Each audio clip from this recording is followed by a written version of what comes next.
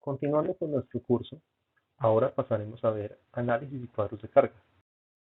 El contenido de esta presentación será impartido por el ingeniero Santiago Arias Guzmán. El contenido normativo que veremos en esta presentación es el siguiente. Todo estará enmarcado sobre el Reglamento Técnico de Instalaciones Eléctricas, RETIE, versión 2013.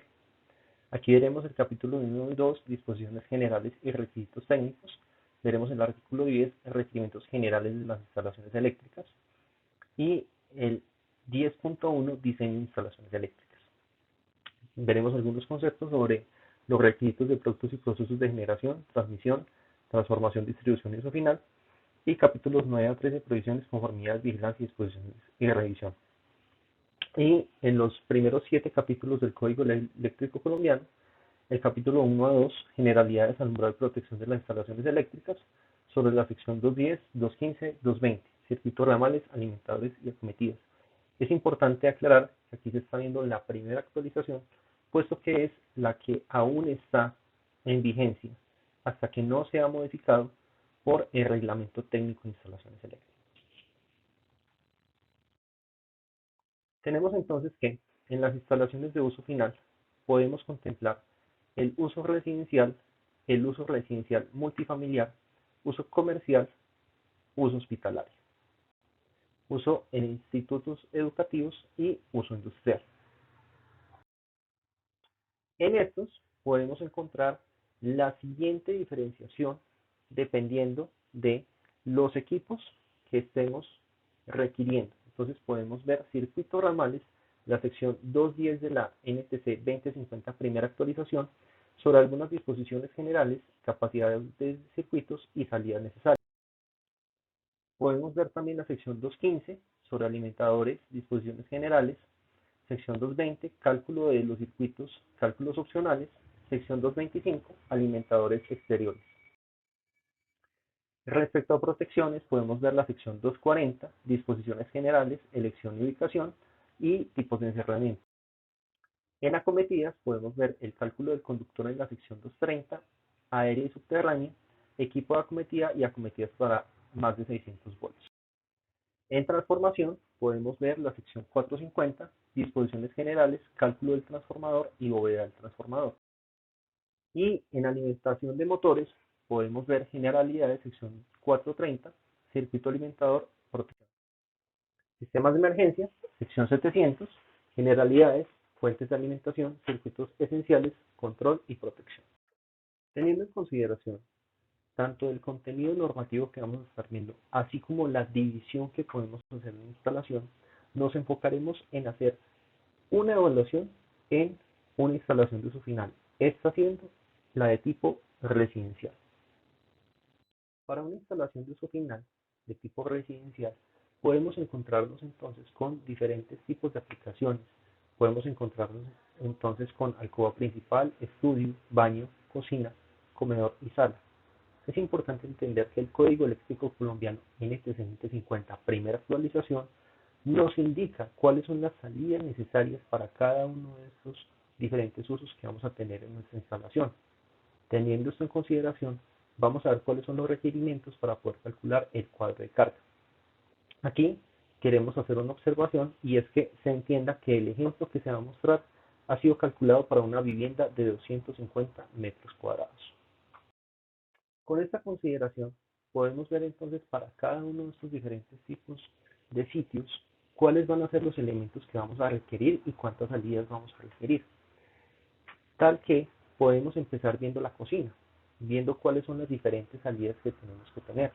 Aquí también quiero hacer la salvedad de que verifiquemos las salidas de tipo GFSI que se requieren, teniendo en consideración que pueden ser elementos que van a estar cerca o en contacto con el agua. Adicionalmente, esto nos está indicando también cuáles son las salidas necesarias mínimas según las distancias que vamos a tener en nuestra vivienda. Podemos continuar de esta forma con la sala. En la sala también vamos a ver una cantidad de salidas de tomacorrientes mínimas, una cantidad también de luminarias. Continuamos viendo la alcoba principal, de igual forma viendo algunas salidas de tomacorrientes. Vemos también el zona de estudio. Y por último, aquí vemos la disposición en los baños. Nótese nuevamente aquí cómo hacemos la claridad de que los tomacorrientes deberían ser de tipo EFGI. Ahora bien, podemos analizar cada uno de estos sitios de forma independiente. De esta forma nos centramos en la cocina. En la cocina podemos encontrarnos con diferentes artefactos. Podemos encontrarnos con estufas, podemos encontrarnos con lavavajillas, podemos encontrarnos con hornos microondas, podemos encontrarnos con pequeños hornos eléctricos, licuadoras, neveras. Cada uno de estos equipos va a tener un consumo diferente, va a tener un consumo independiente. Este consumo, que está asociado a la potencia del dispositivo, es muy importante tenerlo en cuenta para poder determinar cómo va a afectar los cuadros de cargas. Ahora bien, un caso que podemos considerar es cómo va a ser la forma de onda de estas cargas. Cómo va a ser no solamente la alimentación de tensión, que depende del operador de relé, sino también la forma de onda de la corriente después del consumo que va a estar haciendo esta carga. Entonces, el primer caso que podemos considerar es un caso ideal, en el cual tendríamos el caso de un sistema eléctrico resistivo alimentado con una fuente de tensión sinusoidal. Es decir, estamos hablando de un caso ideal en los sistemas trifásicos, un sistema sinusoidal y balanceado. En este caso, la potencia aparente sería igual a la potencia activa. Con esto, podríamos nosotros hacer la construcción del cuadro de cargas. Noten entonces que simplemente tendríamos que hacer la conversión de la potencia a la corriente dependiendo del nivel de tensión en el cual tenemos conectado. Con este nivel de corriente podemos hacer la selección del calibre del conductor, podemos hacer la distribución de la potencia por fase y en dicho caso también vamos a poder determinar el interruptor termomagnético dependiendo del nivel de corriente que va a estar consumiendo en cada circuito. Con esto vamos a tener entonces el cálculo de una potencia aparente total y repito, nótese que aquí estamos considerando el caso en que la potencia aparente es igual a la potencia activa. Sin embargo, esto, como bien lo dice el nombre, es un caso ideal. Si tenemos en cuenta este caso ideal, nosotros podríamos entonces calcular la demanda. En este caso estaríamos viendo cómo se distribuye la demanda. Estamos viendo la NTC 2050, primera actualización en su sección 220, la tabla 220.11, en la cual estamos indicando que consideraríamos el factor de demanda, los primeros 3 kVA al 100% y de 3 a 120 kVA al 35%. Y a partir de 120 kVA consideraríamos únicamente el 25% de esta carga. Con esto tendríamos que en nuestra instalación del ejemplo tendría una demanda máxima de 15.1 kVA con la carga instalada de 37.5. Esta demanda máxima la estamos obteniendo después de aplicar los factores de demanda indicados en la tabla 220.11. Para esta demanda tendríamos una corriente de 41.9 amperios y el calibre de la acometida sería entonces un calibre 8, según la tabla B310 del apéndice B. Ahora bien, es importante considerar qué otros análisis podemos considerar en nuestra instalación respecto al análisis del cuadro de cargas.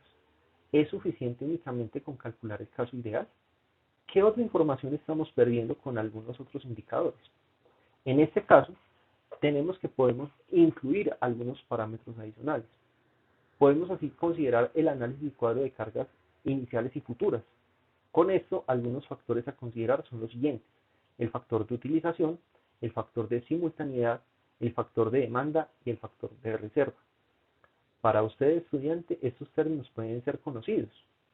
Sin embargo, los siguientes factores puede que aún no lo sean tanto: el factor de potencia y el factor de distorsión. Nótese que en estos dos casos, el factor de potencia y el factor de distorsión van a estar asociados a la calidad de la potencia, es decir, vamos a considerar la deformación de la forma de onda y a reconocer que la carga no es netamente resistiva. Puede tener un factor inductivo, es decir, vamos a tener un desplazamiento entre la corriente y la tensión, o también podemos encontrarnos con la deformación de la forma de onda si tenemos presencia de cargas electrónicas. Con esto vamos a requerir de algunas técnicas de análisis adicionales, como es la verificación de los índices de calidad y la solución a ciertos problemas particulares, como es el caso de diseños de filtros, sistemas de puesta a tierra, apantallamiento, entre otros. Esto puede verse reflejado en la figura que tenemos en la parte inferior, en la cual tenemos un problema que es de determinar de forma certera el cuadro de cargas de nuestra instalación para poder dimensionar de forma correcta conductores y las protecciones que requerimos. Y adicionalmente, esto va a ser un problema para poder hacer la implementación del diseño, para que sea un diseño seguro. Con esto, identificamos que requerimos algunos procesos adicionales, como es el modelado, es decir, identificar correctamente qué es lo que mejor representa a la carga que vamos a conectar. Hacer un análisis de la red, puesto que podemos encontrar con ciertas deformaciones de la forma de onda en tensión, y adicionalmente calcular unos indicadores que nos permitan proponer un método de compensación o un método de solución a dichos problemas de calidad de la potencia. Esto nos permitirá acercarnos desde el mundo real a una condición más sencilla, menos robusta, por así decirlo, que sea menos costosa y que adicionalmente no acarree problemas al sistema eléctrico. En este caso, vemos entonces la comparación. Aquí tenemos la simulación de lo que correspondería al caso ideal. Tenemos la tensión de alimentación, el ángulo con el cual se está iniciando la forma de onda, tenemos la frecuencia, considerando una frecuencia de trabajo constante, y adicionalmente vemos la impedancia de la cometida. Aquí también reconocemos entonces cuáles serían las diferentes cargas que estaríamos conectando, considerando el caso ideal por medio de una resistencia. En este caso, estas serían las formas de onda obtenidas. Vemos que es el caso ideal, no hay un desplazamiento entre la tensión y la corriente, y ambas señales tienen una forma puramente sinusoidal. Si vemos cuál sería la relación entre la tensión y la corriente, podemos ver que es una relación netamente lineal, y aquí nos interesa ver cómo cambiaría el sistema del caso ideal al caso real. Si tenemos el caso ideal, pero incluimos el factor de potencia, vamos a tener que ya no vamos a tener que la potencia aparente sea igual a la potencia activa, sino que vamos a tener una componente reactiva, es decir, es una componente de potencia que se consume pero no aporta trabajo a lo que nosotros queremos hacer, sea generar calor, sea mover alguna carga, sea cualquier tipo de trabajo que nosotros queramos generar, este nos está viendo representado en ese trabajo que queremos realizar. En dicha condición tenemos que se cumple la siguiente relación, en la cual la potencia aparente elevada al cuadrado es igual a la sumatoria de la potencia activa y reactiva, cada una elevada al cuadrado. Con esto es interesante entonces destacar lo siguiente. Vamos a tener un factor de potencia. Noten ustedes lo siguiente en el cuadro de cargas. A diferencia del caso ideal, ahora tenemos una nueva columna en la cual estamos considerando el factor de potencia. Con este factor de potencia vamos a tener entonces que la verdadera potencia en voltiamperios, que es la que nos interesa calcular para definir la demanda máxima de nuestra instalación, ahora va a ser superior a la potencia activa. Nótese que ahora hay una diferencia entre la potencia activa y la potencia aparente. ¿Por qué se da este fenómeno? Puesto que ahora tenemos cargas como motores, cargas electrónicas y otras que no van a tener un comportamiento ideal, es decir, no van a tener un comportamiento netamente resistivo. Con esto, aquí estamos haciendo una anotación de que tendríamos una diferencia de 2 kilovoltiamperios. Habríamos incrementado la potencia del sistema eléctrico que estamos considerando, la unidad de vivienda residencial, 2 kilovoltiamperios. Esta acometida requeriría un calibre número 8. Aquí tenemos entonces una diferencia respecto al caso ideal. Noten ustedes que ahora la simulación incluye una componente reactiva. Noten ustedes que no hemos modificado la información de la señal de tensión de alimentación ni la conexión a este, pero a diferencia del caso anterior, ahora tenemos una componente reactiva en la carga 2 y la carga 3. En consideración, vamos a tener que va a haber un desplazamiento de la forma de onda de la corriente respecto a la tensión. En dicho caso, tendremos entonces que la relación entre la tensión y la corriente ya no se va a ver como una línea recta, sino que se va a ver como una elipse. Ahora bien, en la realidad no tenemos únicamente el desplazamiento por la componente inductiva de las cargas, sino que también tenemos una deformación de las formas de onda, ya que tenemos componentes que están alterando el comportamiento netamente ideal del sistema eléctrico. Es decir, vamos a encontrarnos con formas de onda que no son netamente sinusoidales.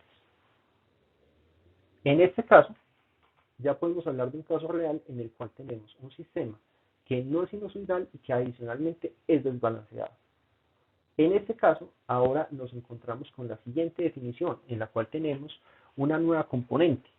Esta nueva componente de potencia se ha denominado D y es básicamente una componente de deformación.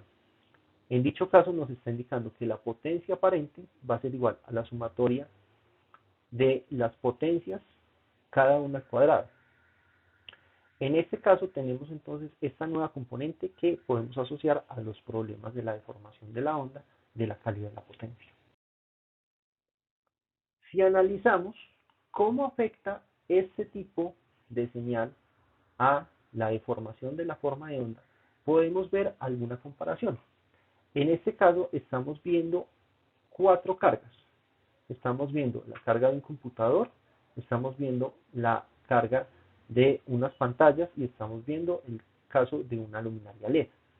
Cada una, nótese que se ha representado por su magnitud en cada una de las frecuencias armónicas. En este caso estamos viendo entonces que la primera fila de la tabla que se está mostrando en la parte superior izquierda corresponde a la magnitud de este dispositivo en alguna carga y alguna componente armónica de frecuencia con su respectivo ángulo, tanto para la tensión como para la corriente. Esto es muy importante hacerlo notar porque nótese que va a haber una potencia promedio activa y una potencia reactiva para cada una de los componentes de frecuencia. En este caso tenemos que aunque la mayor componente de potencia corresponde al fundamental, también tenemos presencia de potencia a nivel del tercer, quinto y séptimo armónico. Esto también se puede ver en la gráfica que tenemos en la esquina inferior izquierda, en la cual vemos que la forma de onda de tensión está un poco deformada, no es netamente sinusoidal, y la forma de onda de corriente ha cambiado enteramente el comportamiento de una sinusoidal. Esto por la presencia de las componentes armónicas que tiene. Adicionalmente, nótese que la característica de tensión contra corriente ya no tiene el comportamiento lineal, ni ovalado o de elipse que tenía, sino que ahora ya se parece más a la forma de onda de una componente con histéresis. Todo esto lo podemos ver nosotros identificado a partir del indicador del THD o lo que es lo mismo el Total Harmonic Distortion, la distorsión total armónica, la cual nos está representando cuánto se está desviando la forma de onda respecto a la componente netamente sinusoidal de frecuencia fundamental. En este caso vemos entonces los valores eficaces en tensión y corriente vemos el valor de la potencia activa, reactiva, la potencia aparente y la potencia deformante. Nótese la potencia activa, la diferencia que tiene respecto a la potencia aparente.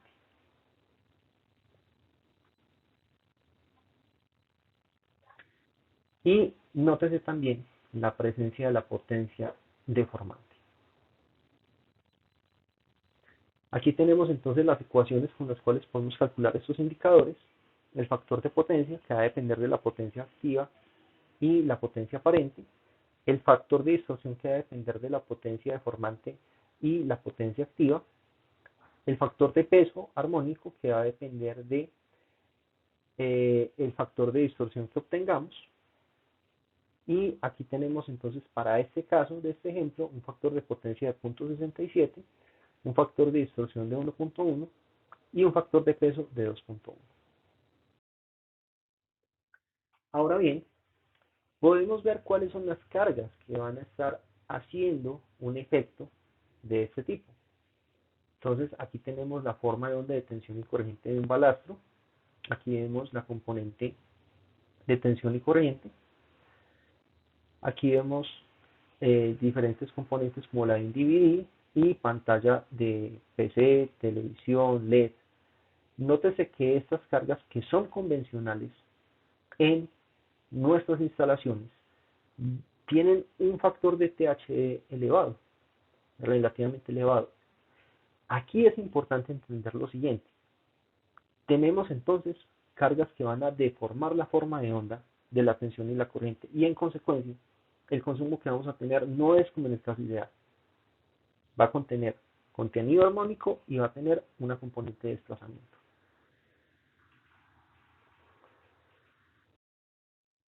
En el sector industrial también podemos encontrarnos con esto, reguladores de tensión, fuentes de alimentación monofásica, convertidor de 6 pulsos, convertidores de 6 pulsos con filtro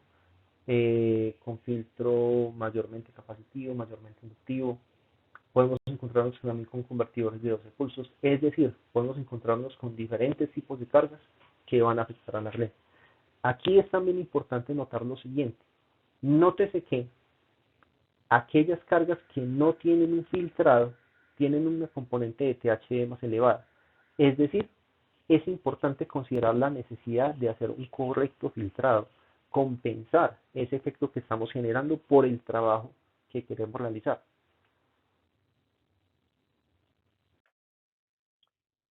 Con esta información tenemos entonces que nuestro cuadro de cargas va a cambiar considerablemente respecto al caso ideal. Anteriormente teníamos únicamente el consumo de potencia activa. Le sumamos posteriormente el factor de potencia y ahora le sumamos el factor de peso armónico. En consideración, aquí tenemos entonces como de pasar de 37.5 kilovoltiamperios pasamos a 52.5 kilovoltiamperios y en consecuencia hemos tenido un incremento de 15 kilovoltiamperios. Aquí también es importante notar cómo podemos determinar este factor de peso para saber cuánto deberíamos incrementar ese requerimiento del conductor, requerimiento de las capacidades que tenemos que estar midiendo para poder proteger de forma adecuada nuestros circuitos. En este caso, hemos pasado de un calibre 8 a un calibre 6. Y el caso real, nótese cómo no solamente se le ha adicionado las reactancias a las cargas que se están alimentando, sino que ahora también se tiene la consideración de una nueva componente, de una nueva fuente de alimentación. Esta fuente de alimentación que se ve en el lado derecho de la simulación corresponde a la forma de onda que está representando el contenido armónico que ahora vamos a estar consumiendo. De esta forma, esta sería la nueva forma de onda de tensión y corriente y la nueva representación tensión-corriente. Aquí, antes de finalizar, quiero mostrarles algunas de las consideraciones de calidad de la potencia que considera la norma americana IEEE 1159. Aquí únicamente vimos el efecto de la calidad de la potencia respecto al contenido armónico y la deformación de la forma de onda. Pero es importante hacer notarle a usted, señor estudiante, que va a encontrarse con algunas condiciones en las cuales también va a requerir de alguna compensación, de algún elemento que vuelva otra vez a la condición nominal de tensión. Va a encontrarse con condiciones que le van a ocasionar problemas en su instalación eléctrica. Por citar algunas, y de forma resumida, cada una tiene su propio campo de estudio. Podemos encontrarnos con transitorios, con variaciones de corta duración, donde podemos encontrar hundimientos de tensión, elevaciones de tensión, interrupciones. Podemos encontrarnos con variaciones de larga duración, como son las interrupciones sostenidas, subtensiones, sobretensiones, desbalances de tensión. Podemos encontrarnos también con distorsión de la forma de onda en su componente directa, armónicos, interarmónicos, muescas en la tensión, ruido, fluctuaciones de tensión y por último variaciones de frecuencia. Recalco, aquí es importante entender que cada uno de estos problemas va a requerir una solución diferente. Espero haya disfrutado de la presentación y que disfrute del resto del contenido del curso. Si tiene alguna duda, contacte por favor al docente encargado de este curso y espero que haya esto dado, impartido en el día de hoy, abierto su curiosidad respecto a cómo la calidad de la potencia puede afectar algunos labores que debemos realizar en nuestra área de la electrotecnia. Muchas gracias por su atención.